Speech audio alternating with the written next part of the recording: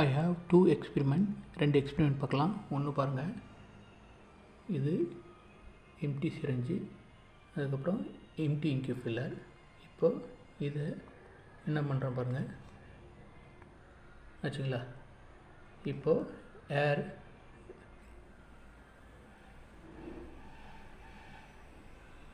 இப்போது எதுவும் இல்லை, காற்று மட்டும் உள்ள போது ப்ரெஷர் எப்படி வருது பாருங்கள், தண்ணி இல்லாமல் எப்படி போகுது பாருங்கள், ரிலீஸ் அழகாக அதாவது. இப்போது இந்த இடத்துல வெற்றிடம் ஒன்றுமே இல்லாதனால இப்போது நான் இந்த இடத்துல தண்ணி ஃபில் பண்ணுறேன்.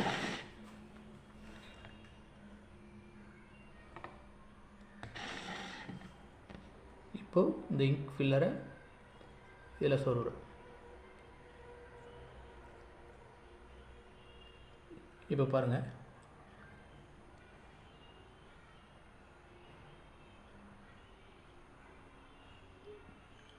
நான் என்னுடைய ஃபோர்ஸ் ஃபுல் கொடுக்குறேன்.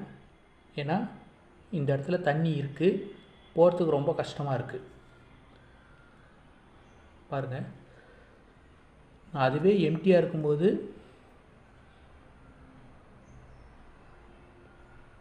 இதாக இருந்தது, ஆனால் நான் ஃபோர்ஸ் நான் கொடுக்குறேன், ரொம்ப கஷ்டமாக இருக்குது. ஏன்னா இந்த இடத்துல தண்ணி இருக்குது, அதே சமயத்தில் காற்று போகுது, ஆனால் அதேமாரி போகல.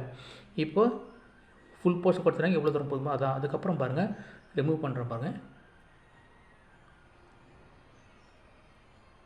ஓகே, கொஞ்சம் தான் ரிமூவ் ஆகுது. அப்போது எம்டியாக இருக்கிற பிளேஸில் வந்து ஈஸியாக அந்த காற்று வந்து உள்ள ப்ரெஷரைசேஷனாக உள்ளே போகுது.